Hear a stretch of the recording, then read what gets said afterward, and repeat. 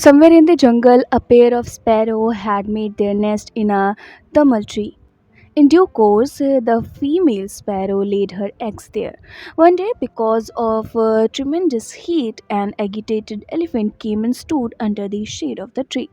With his trunk, he caught hold of the branches supporting the sparrow's nest and pulled them down.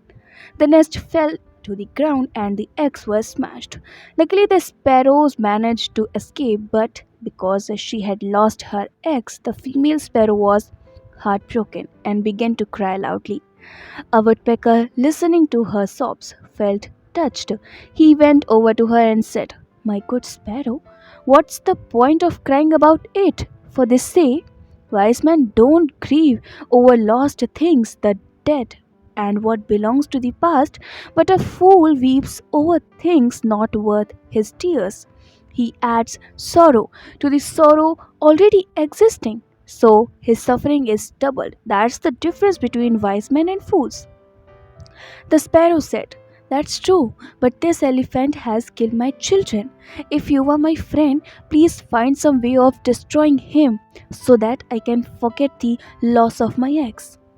The woodpecker said, "I will.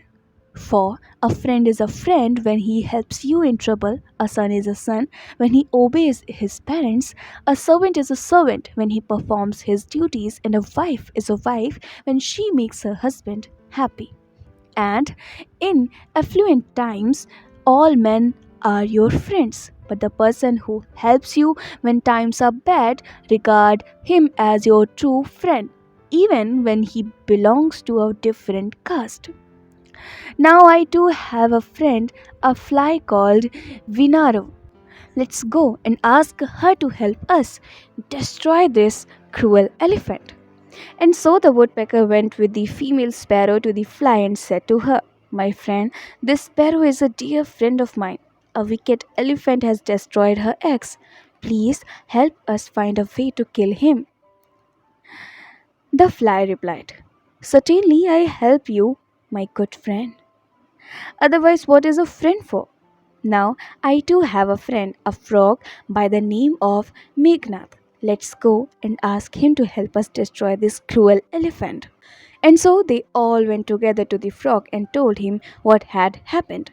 Then the frog said, "What can this elephant do against us if we work together? Listen, I have a plan.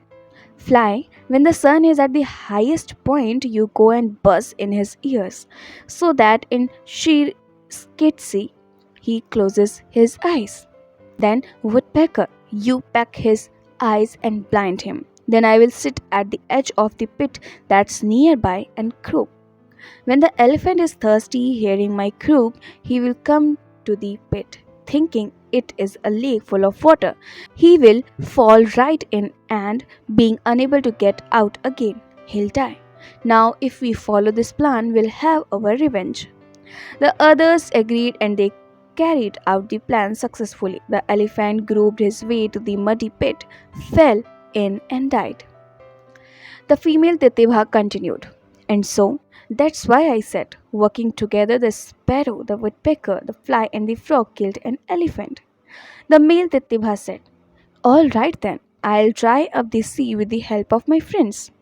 And so the male Titibha sent a call to the crane, the swan, the peacock, and the rest of them and said, "The sea has insulted us by stealing our eggs. Think of a way to dry him up completely." At this, all the birds came together to discuss the situation. "We can't suck up the sea in our beaks," they said. "So, what's the good of trying? As they say, when a weak man, blown up with self importance, attacks a strong enemy, he has to retreat, like an elephant with the broken tusks. Instead, we should go and tell everything to Garun, our king.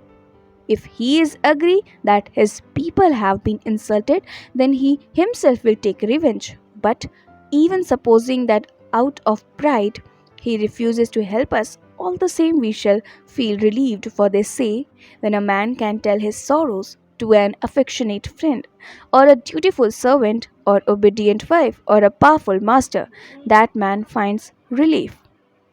So we'll all go to Garun, our master. The bird went to him and glum faces and tears in their eyes and began to sigh piteously. Oh, master, what a catastrophe! You are our protector, and yet the sea has robbed the good Titibhas of their eggs. If this sort of thing continues, one day our whole race will be destroyed. They say a king is a kinsman to those without family, and eye to the blind, and a father to the law abiding. Just as a gardener looks after his plants, so a king should take care of his subjects. When Garun heard the birds wailing, he thought to himself, these birds are right, I will go and dry up the sea. But just as he was thinking this, a messenger arrived from Lord Vishnu and said, Noble Karun, I have been sent by Lord Vishnu. He wants you for some divine work in Amravati. You had better come quickly with me. The Garun heard this, he said petulantly, Messenger, what could Lord Vishnu want with such a commonplace servant as I am? Please give him my regards and ask him to find another servant instead of me. The messenger said, Garun, you have never talked like that before. Tell me, how has our master offended you? The Garun said, Well, the sea, Lord Vishnu's resting place, has swallowed up the Titibha's bird's eggs.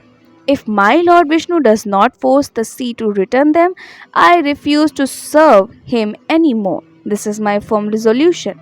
Go and report all this to your master. When Lord Vishnu heard from the messenger that Garun was sulking, he thought to himself, I understand why he is sulking. I'll go and see him myself and pacify him for this sake. He who has his own interests at heart should avoid offending anyone, but should handle other with affection, as he would his own son. With these thoughts in his mind, Lord Vishnu went quickly to Rukmapur, where Garun was. When Garun saw his master coming to his house, he bowed his head with embarrassment and said, Master, the sea, your resting place, by swallowing up the eggs of my servant, has insulted me, but I have restrained myself from punishing him because of my respect for you. For if you fear the master, you don't beat the dog. When Lord Vishnu heard this, he said, You are quite right, Karun. Come with me, and we shall take the eggs from the sea and hand them over to the Titibha birds. Then we'll go to Amravati. When Lord Vishnu had finished speaking, he reprimanded the sea and, taking a thunderbolt in his hand, he said, Wicked sea, return the Titibha birds' eggs at once, or I shall dry you up. At this, the sea was terrified and handed over the eggs to the male Titipa, who gave them to his wife. Dhamna continued, And so, that's why I said, he who attacks an enemy without knowing his strength will be defeated. And the sea was defeated by the Titibha birds. When Sanjeevak heard this, he asked Dhamnak once again, Friend, how can I know for certain that Pinglak has evil designs against me when until now he has always looked on me with increasing favor and I have never before seen any change in his attitude? Dhamnak said, Brother, here is your proof. When you next visit Pinglak, you will see him with red eyes and vicious looks, rolling his tongue backwards and forward across his lips. Then you will know for sure that he has wicked thoughts. Otherwise, if you see him relaxed and quiet, you will know that he is pleased with you. Now, excuse me, I am going home. Be careful to keep our conversation secret. But if you can leave this very evening and go somewhere else, I advise you to do so. It is much better to leave the country than to stay and fight such a strong enemy. When Dhamnak had left Sanjeevak, he went to see Katak. When his brother saw him, he said, Dhamnak, what have you been up to? Dhamnak said, I have been working hard sowing the seed of discord between those two. Whatever happens now is the will of fate. They say Lakshmi bestows her favor on the zealous man. She scorns the idol who depends entirely on luck. So brush destiny aside and try with all your might if you still fail. Find out what went wrong. Katak asked, "How have you sown the seed of discord?" Dhamnak said, "I have made them quarrel by telling each of them contradictory lies. You will never again see them sitting together discussing things." Katak said, "It was wrong of you to have separated the two friends, for it is far easier to destroy something than to build it up. As they say, the wind has the strength to pull down a tree, but not to raise it again. So also a small minded man can destroy others' work, but he cannot reconstruct it." Dhamnak said, "You don't know anything about the Niti Shastra, or you would never talk like that. For they say, suppress your enemy and disease at the very beginning, or they will become strong and destroy you. Sanjeevak has become our enemy. It is because of him that we have ceased to function as minister, and so I have secretly planned his death. But even if he is not killed, he will certainly run away. You are the only person to know about this. It's very essential for us to carry out this plan to serve our own ends. For let your heart be hard as stone and your tongue as soft as butter. Destroy your enemy without mercy." With Sanjeevak's death, we derive three benefits. First, we have our revenge. Second, we get back our positions as ministers. And third, we shall get his flesh for food. And so, how can you find fault with me when his death is so beneficial to us?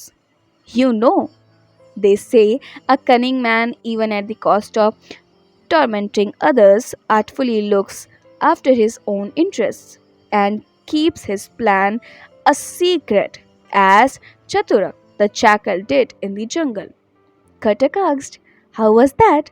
And Dhamnak told, "But I'll tell you in my next video. Till then, keep listening beautiful stories and keep smiling."